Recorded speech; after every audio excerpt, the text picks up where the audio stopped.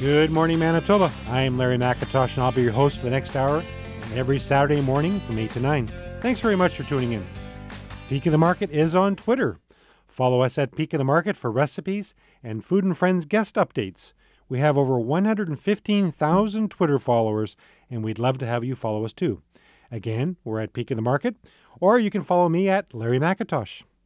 My guest this morning is Roz Pulo, Marketing Director of Asessippi Ski Resort. Good morning, Roz. Good morning. How are you today? I'm terrific, thank you. So this seems a little odd to me, and I'm going to tell you why. Because we had a Boxing Day show yesterday. Uh-huh. Two days in a row we had a show. It never happened before. Friday at noon, Saturday morning at 8. Isn't that weird? Well, that's good. They're putting you to work. Putting me to work. They're putting me to work. So Asessippi Ski Resort, for those of you people that may not know where it is, tell us a little bit about it. It's from Winnipeg. It is about 3.5 to 4 hours, just north of the 16 highway, close to the Manitoba-Saskatchewan border. So if you're familiar with Russell, about 10 minutes north of that. Okay, so 3.5 hours to 4 hour drive. Mm-hmm. Obviously, it's a ski resort. We're going to come back to that, but there's accommodations out there if they want to stay over, I would assume. Yeah, there's a wide range of what type of accommodations you might like, for anything from, sort of a bed and breakfast, great little cabins along the lake with hot tubs and all kinds of things out there as well. Of course, we have the Russell Inn, new accommodations in the town of Russell as well. So everything, a wide variety, a wide range. The Russell Inn has the pool, water slide, lots of amenities as well, the restaurant, Christie's Pub. So, something for everybody. And how long has the resort been around? This is 15 years. 15 years? Yes. Isn't that something? It seems like just like that long ago it opened. 15 years, really? Yeah, that's right. Yeah, we've expanded a lot in those years. Of course, we'll get into more details, but in 2007, we added the third chairlift, so that put us up to 25 runs at the time. We added a couple more since then. 2 years ago, we expanded the beginner area, made it a lot easier to learn how to ski by installing a 650-foot magic carpet. Now, if you don't know what a magic carpet is, let me explain. Basically, you just step on it. It's like a moving sidewalk that you might see at the airport or something. Okay. So you just step on it. It takes you to the top of the bunny hill. So there's no effort required. It's very, very simple. And if you're just out there learning to ski, you don't want to waste your energy holding onto a rope tow or a handle tow. That's what used to be in there now. That's what's in a lot of beginner areas. This way, you just step on. It takes you to the top. All of your energy gets into learning how to ski or snowboard that day. Okay. Well, as you know, I'm not a skier, so I like the tubing and some other things we're going to talk about, but I'm just going to get my head around this. So you stand on like a conveyor of sorts, and it takes you up? That's right. And this is outside? You betcha. Really? Yep. Is this common in the industry, or? There are lots of ski areas that have carpets as such. Mm-hmm. So people that are skiers are going to think, why am I asking that question? But I've never heard of that before. That's kind of neat. So you go out there, and there's a bunny hill, which I know is a beginner's hill, right? Right. How many runs, if that's the correct terminology, do you have there? Well, the beginner area is just one wide area. Okay. We graded it out when we put in that lift as well, so that it's very gentle, very easy to learn. There's a couple of spots that even slow down where, if you need a little break or whatever. So it's just a nice, big, wide area. It's a sloped field is more of what you could relate it to rather than the individual runs on that area. So I should backtrack a little bit and ask an obvious question. Are you open? Is there enough snow right now? Oh, absolutely. Yeah. November this year, it was set up just fantastic for us. November, as you recall, was a little cooler. Chilly. It was darn cold. Okay, well, let's be honest. Well, that's fantastic for snowmaking. We have 100% snowmaking. We actually cover all of our runs with snow. You'd think that Manitoba would get enough natural snow. Well, we have to make about a 2-foot base, and then we let Mother Nature put that extra snow on top. So we want to make sure that we have a really good base. November was absolutely perfect for doing that. The colder the air, the less humidity in the air, the nice coldness, it helps us make really nice, crisp snow. And so we had that opportunity all of November to do that. But in December, it turned warm, at least here in Winnipeg. Yeah, oh, is that right? Absolutely. Well, it was all of our runs face north, so we do protect our snow very well. Oh. We also stockpile it. So as we're making snow, we actually put snow in the bushes where it's nice and shady. And so as spring comes, and of course spring does come, I know some of you maybe aren't thinking it will, but it does come, and we can move snow out from those bush and protected areas onto those spots that may have melted off a little bit. Wow. Yeah, we know how to manage snow. It's our business. So many people would say, winter is too long. Right? It seems like it's never going to end some days. And you know what? Shelley and I are fortunate enough we get away to visit customers in LA and some of those other communities. So we get a break from the winter. But what do you think of the length of winter? Well, if you're a skier or a snowboarder or enjoy the outdoor with whether it's snowmobiling or whatever it is, you're going to agree with me. Winter is way too short. Absolutely. And you don't hear that too often. But in your business, I understand that. Well, and our customers, all of them, by the time we get around to April or, getting close to the end, and I start reminding people, you've only got 2 more weekends, get out here. And, there's a panic on because it's like, you're right. We got to do this now or we've lost our chance for the year again. So how long will the season be in a normal year as far as being open?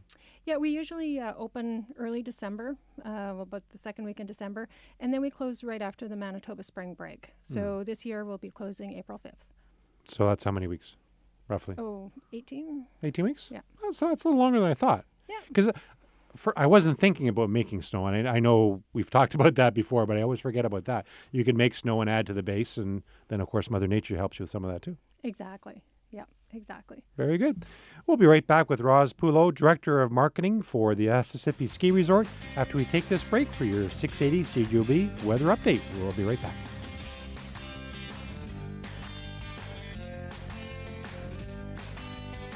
Welcome back to Food and Friends. Food and Friends Radio is now on TV. Each radio show is filmed and will be posted on MyToba.ca tomorrow. So if you want to see the TV version of this or previous radio shows, please visit MyToba.ca. Thanks to 680 CJOB's Nicole Bonnycamp, who produces our show, and Riley Rivard, who operates the camera, as well as the teachers of the Broadcasting and Media Arts program at TechVoc High School. You can also listen to an audio podcast of Food and Friends at SoundCloud.com and at the iTunes Store. So please do a search for Food and Friends with Larry at MyToba.ca or SoundCloud.com or the iTunes Store, and all the shows will come up for your listening or viewing pleasure. And it's very important for me to mention that Food and Friends is only available because of 680 CJOB and its advertisers, so please make sure you tune in to 680 CJOB or listen live at cjob.com. We're back with Roz Pulo, Marketing Director, Asessippi Ski Resort. We're just talking off air. I was asking technical questions about how do you get snow and all those kind of things. But really, putting that aside, it's all about going out and having fun, right? Absolutely. And, when we were talking about winter being too long, well, this is Manitoba. We have to learn how to adjust. This is where we are. A lot of people are new to this country as well. Lots of people never even seen snow. And what a great way to learn to enjoy it and to actually look forward to it. Lots of us don't, and that's a bit of a mindset that we can turn that around once we learn how to have fun on the snow. Another fantastic thing about skiing and snowboarding and, a lot of resorts is it's a family activity. It's not where, you're focused on one child involved in a sport and the rest of the family watching. You can all participate. And really, we've got fantastic instructors. Mom and dads can learn, kids can learn. This year, we've got something really special. Grade 1 and 2s all can receive a free season pass at Asessippi. Really? Absolutely. Grade 1 and 2. Grade 1 and 2. Free season pass. A free season pass. Why would you do that? Well, exactly. We've got, we know that families are our main business, and it is a little bit difficult to, bring the whole family out skiing perhaps. But we want to introduce those kids at a younger age to be able to get comfortable on the snow early. They will grow up with it. It is a lifetime sport, a lifelong sport. My daughter learned when she was young. She's still skiing today, and I know that she'll still be skiing, at my age and, as she gets older as well. It's something that can stay with you for a very long time, and so it's important to introduce kids young. It's when they want to learn. They're, typically a little bit more adventurous, and getting the whole family out on the slopes together is the important thing on that. Well, there's a whole bunch of things there, right? There's exercise, there's being outside, there's enjoying the winter, and doing it as a family event. Exactly. I mean, that's all incredible things. So I get that you want to get them started younger, get them comfortable with it. Do most people ski or snowboard, or what's the percentages? It really varies. If you're new to snow sports, we do recommend that you try skiing first, perhaps. Typically, that is a little bit easier. You have a little bit better balance with two free independent legs going at the same time. Snowboarding certainly is easy to convert to. Not on the first or second day, though. I will warn you. I took up snowboarding, I guess about 10 years ago. And those first couple days, when you're first starting to get your balance, it's a little bit tougher. But I relate it to learning how to ride a bike. When you first get on a bike as a kid, too, you fell over a few times. That's just the nature of learning your balance. But once you catch it, and get that balance, well, you don't forget it either. So just like riding a bike, you won't forget how to snowboard. So is it transferable from skiing to snowboard? Like if you know how to ski, can you easily snowboard? I do think they're totally two different techniques. Okay. But I think the confidence is what is important. Once you get familiar with, sliding on the snow, how you do glide, the lifts, the lay of the snow and the runs and things like that, you might feel a little bit more comfortable and confident when you're taking on the slightly harder sport of the snowboarding. So how many people would you get out on a normal weekend? Would it be really crowded on the weekends, or is it lots of space, or how would you describe it? Well, the way our resort is laid out, it easily can handle 2,000 to 3,000 people. Oh, wow. Yeah, we've got 3 chairlifts, and so they're separated out. We call them pods. So in any area, you can have up to 500 people, and it doesn't feel overcrowded at all. I guess the only place it feels crowded perhaps is the parking lot. But aside from that, you won't feel that when you're out in the runs. 26 runs this year. And then you've got the tubing park as well, the beginner run in addition. So there's lots and lots of space for people. And you do spread out. There's a large village building as well, food court, lots of variety in there as well. The neighborhood pub. Down at the end of the building, it is a fantastic little place. It's a powder keg pub, but it's got windows that go all the way around. You can watch snowboarders and skiers going by, and especially in the evening, it's right beside one of our night runs. So it's really fun to be able to, at the end of your day, come in, have a drink in the pub, and keep watching the skiers or snowboarders going by right outside the window. That sounds quite lovely. Mm-hmm. See, I'd probably be great in a pub, watching people go by. After your day of snow tubing. Snow tubing, yeah, you're right. And we've talked about that before. I can do the tubing thing. I'm not bad at that. I have the weight to make that thing go down the hill. Well, the fantastic thing about it is it's a ride up, slide down, no effort required. So there you go. It's the perfect recipe for a lot of people, really. And it is a lot of fun. Adults, kids, all ages really enjoy it. I know the first time I took my daughter out when she was about 6, she just didn't want to get off. We'll be right back with Roz Pulo, Director of Marketing at the Asessippi Ski Resort after this break.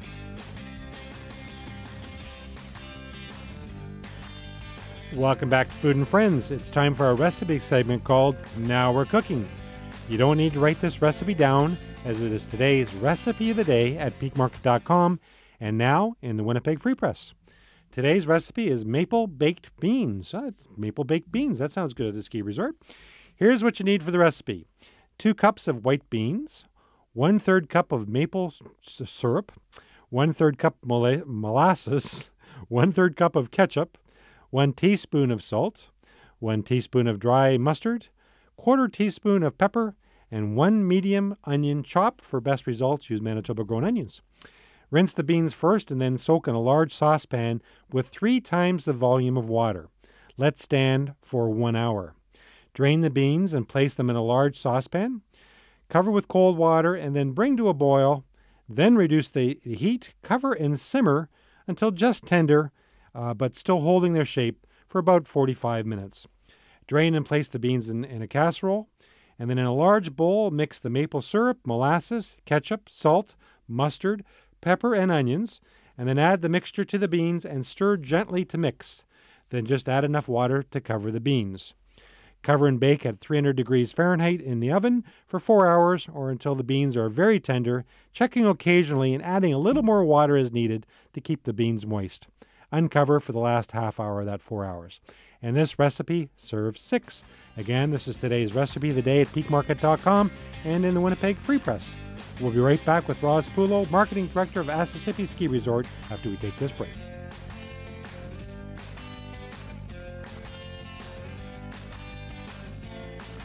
Welcome back to Food and Friends. I want to remind you that Peak in the Market has a Facebook page. Please find us and like us on Facebook. We currently have over 110,000 likes, and we'd love to have you join the group. We update our status regularly with news on our charity events and interesting veggie tidbits. So please find us and like us on Facebook. We're back with Roz Pulo, Marketing Director, Asessippi Ski Resort. So last half hour, we were talking about tubing, and I was talking about how that's my sport. So is that a big thing at the ski resort? Well, I have to tell you this little story about the Manitoba Chamber of Commerce. We had an annual general meeting out in Russell. And, of course, there's always a social night with that. Mm-hmm. The resort wasn't even open at that time, but we decided to take the whole group out to Asessippi. We were fairly new at that time. We wanted to introduce them to the resort, but we wanted to make sure they actually, didn't just go to the one room where the bar was, obviously. We wanted them to get out and experience the whole area. So we set up a treasure hunt. And one of the items for your team of 4 was at least 2 people had to go down the snow tubing park. Well, some of them didn't really dress for the part. They had their suits or dress shoes or whatever, maybe slightly casual. But we had people that also got out onto that park and refused to come back in, dress shoes or not. They decided to abandon the whole treasure hunt in lieu of just staying out at the snow tubing park because it was only going to be open for them for an hour. Oh, wow. So it is a lot of fun. It is for all ages, families, groups. We do birthday parties, that sort of thing as well. It's a really fun spot where everybody can enjoy. So you don't have to have a skill to do the tubing. That's why I was good at that, because you just enjoy. We will put a helmet on you, though. Oh, well, that's good. That's good. That's a good call. That's good. Yeah, that's right. So you have New Year's coming up. Is there, which is not that far away. Are you doing anything special? We do. Every year we have a Asessippi Family New Year's Eve. It's been a huge hit. We converted to more of a family focus after a few years of trying that, sort of cabaret style. We decided we are a family resort and that's what we want to focus on. So now we actually have our lifts open right until midnight. Well, the lifts actually are open until 11:45, so you can go up to the top, gather up there, and we come down for the midnight torch run. So that's a really fun event in itself. We also have indoors earlier in the evening, lots of extras for the kids, movies, games, that kind of thing. So, perhaps they don't want to be out on the hills the whole time. Skiing is open right from the morning until that midnight. But this year, we're introducing some fireworks. We've never had fireworks on New Year's Eve, but not just one set. We're doing 2. Being the family focus that we have, 9:30 is going to be the first show for fireworks. That's the perfect one for me. Exactly, because, so older people have to get to bed soon, right? I get up early, but I have trouble making it to midnight. That's right. So we're going to have the second set, of course, at midnight with the torch run. It should be lots and lots of fun. Well, will be lots and lots of fun because you'll be able to be skiing and have the fireworks at the same time during the 8:30 show. Both of them, it's the same person that comes and does our February fireworks. He's always done a fantastic show, so we're really looking forward to it. Now, that sounds like really neat. If you're skiing or snowboarding and fireworks going off and it's New Year's, that sounds like a lot of fun. You are going to remember the New Year's coming. Yeah, absolutely. And so is there still space available? Do you have to reserve in advance or anything? Or? Well, if you're looking for accommodations, yes, do call right away. Otherwise, there is no extra fee. All you do need is to buy your day lift ticket if you want to be on the runs. But if you don't want to be skiing and you just want to come out to the resort, enjoy the atmosphere, take in some of the pub food or the food court, there's going to be some specials on that evening as well. So you can come out and just enjoy as well. No cover charge or anything like that. That sounds like a lot of fun. And I think I read on the website you do something in February, and I think you were just talking about that. What do you do in February? A special event? Well, again, that's, we have a lot of long weekends throughout the year, but this was our only long weekend in winter. So February long weekend is very big for us. And as you know, it's not that old. So we do a big celebration. It started the first year that Manitoba had its homecoming. So we often refer to it as our homecoming celebration as well. That was the same year that started. And so that's what we really focus on, a lot of extras, a lot of family activities. Sunday night on that weekend, we also have fireworks as well. Resort is open late, extra days. There'll be lots of activities for the kids as well. I would think as a resort on the prairies, it would be a challenge in convincing people that there's hills to start with. But how many resorts are there in the prairies? We actually do have a fair number. Really? Okay. In Manitoba. I think it's 5 or 6. Really? Okay. I had no idea. Saskatchewan as well. But one thing to remember about Asessippi is we did a lot of planning. We did a lot of market research. And what we knew moving into it, whether or not we wanted to build this resort, of course, it was originally a few skiers, enthusiasts in the area that wanted to get this neighborhood resort going. They started looking at the market research and they realized it was a little bit more than they could do. They came to the business community. We did more research, more studies, more planning. And what we were all told was that if we wanted to move forward, we had to move forward with a better than approach. And so that's been our business model. We are the largest ski area between pretty much Thunder Bay and the Rockies. We've got a facility that's much larger and can handle a lot more people than any other ski area in Manitoba or Saskatchewan. And so it's just, it's a little piece of the mountains, not too far away is what I call it. A little piece of the mountains. That's right. And, wow. You know, when you drive up from the south in particular, if you're coming up from Winnipeg, of course, that's all you've seen is prairie, prairie, prairie. You've come through maybe a couple of valleys, but you're driving up and you don't think, like, how could there possibly be a ski hill here? If you're coming from the north, you can see it, but from the south, you can't see it until all of a sudden you go around, you drop down into the valley, and it's kind of that out of prairie experience because all of a sudden you're in a whole different area. It's a beautiful area. We'll be right back with Roz Pulo, Director of Marketing for Asessippi Ski Resort, after we take this break.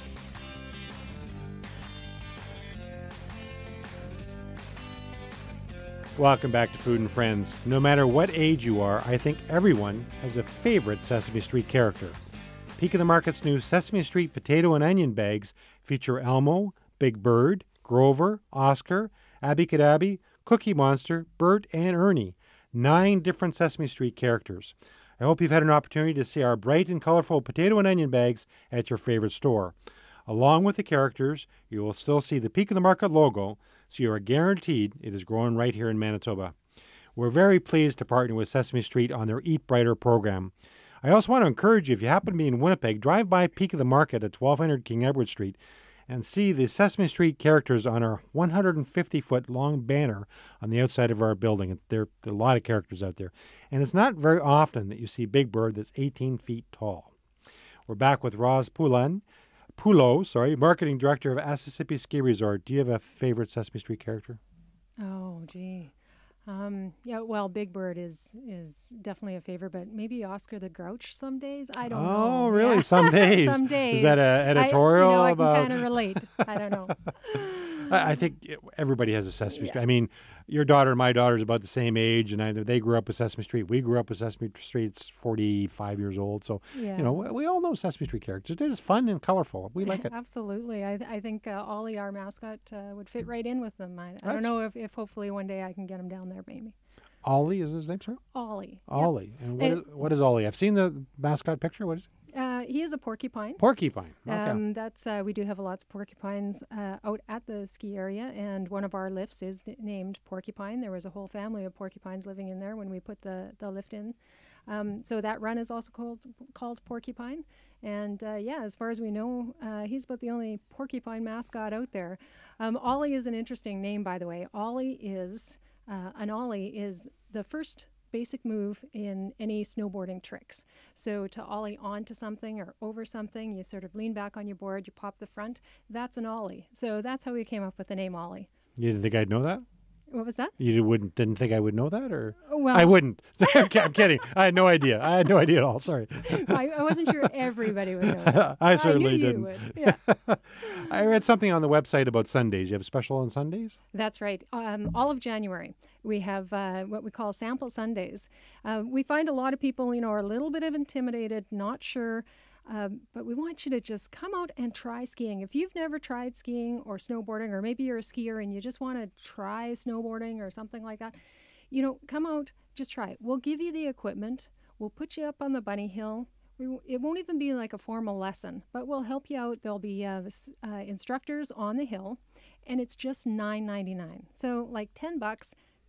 Grab some skis. We'll set them up for you. Head out to the bunny hill. The instructors will be walking around. They'll help you with little tips. You can just try it out. If you like it, you might want to upgrade to a full lesson. You can also upgrade to a full pass. This pass is only for the bunny hill.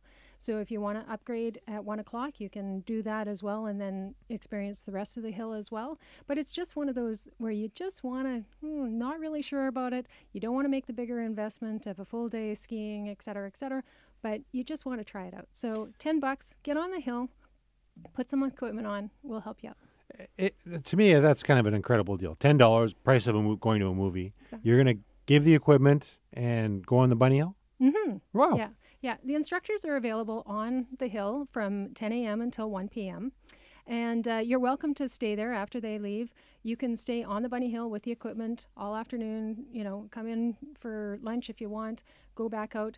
You can keep that pass and the equipment on the bunny hill all afternoon, just trying it out. Or like I said, you can upgrade to the full experience over on the larger runs at any time in the afternoon as well. But it's an introductory offer, and it's been really, really successful. The first year we had at least 200-300 people out on any given Sunday. And so we knew that the demand was there, that, they were just a little intimidated. And if we can introduce you to skiing or snowboarding, that's our job. So if someone wants to come out for a weekend or during the week, do you have packages where you can get accommodations and skiing, or do you have to book those separately, or go to your website, or how does that work? Yeah, we've got a full list of accommodations on our website. Okay. There's also plenty of them that offer sleep and ski packages. So those are really fantastic. Some of them, for weekends or weekdays, different prices. So you can get some really, really great deals. Jolly Lodger, the Russell Inn, the newer Cedar House and Stone House also offer them as well. But there's a whole list of accommodations in the area on our website. Just go under the planning tab, and you'll find all kinds of things that you might need to think about before you head out. And Russell in that area is very nice. It's a pretty little town, pretty little ski resort. Obviously not that little. It's 26 runs, you were saying. But Grant Hackman, who's our food safety expert at Peak of the Market, his family's from there, and we've been up there for some chamber events. It's just a real pretty little area to stay up. We've stayed at the Russell Inn. We stayed at the cabins by the water, which is lovely, and the hot tubs and everything. So it's just a really nice getaway. And if you haven't been there lately, you should come again to see the arches on Main Street.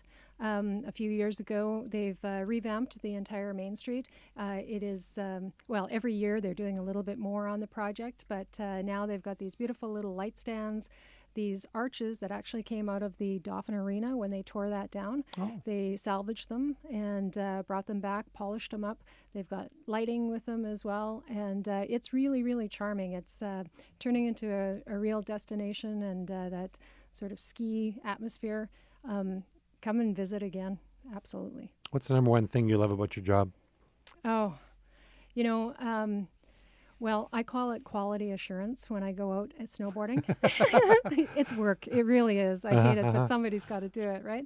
But getting out there and talking to the people on the lifts, it's so much fun. I love to go out there even just by myself so that I can jump on chairlifts with people, find out where they're from. We get people right from Saskatoon. Regina is very popular. We're only about 2.5 hours from Regina. Yorkton, lots of families that, have members of their families in Manitoba and in Saskatchewan. They meet here for a weekend so that they can, get together.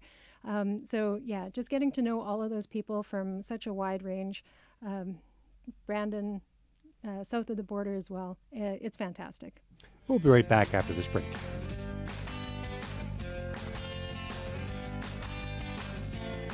Welcome back to Food and Friends. It's hard to believe, but 2015 is just a few days away. Please join me for a special show on New Year's Day, Thursday, January 1st at noon, when my guest will be Claudette Leclerc, the Executive Director of the Manitoba Museum. It's going to be exciting to hear about the Manitoba Museum, but also you could be a winner. Claudette has offered to bring some tickets to the Real Pirates exhibition and all access passes for the museum, planetarium, and the science gallery for a few lucky listeners. So tune in on January 1st to win. Start off 2015 by listening to Food and Friends right here on 680 CJOB, January 1st at noon. My guest today has been Roz Pulo, Marketing Director of Asessippi Ski Resort. This has been fun. If people want to get more information, what's the website? It's Asessippi.com. If you don't know how to spell Asessippi, just Google it. ASESSIPPI.com. Thanks, Roz, for being on Food and Friends. Thank you. Take care, everybody, and please don't forget to eat your veggies.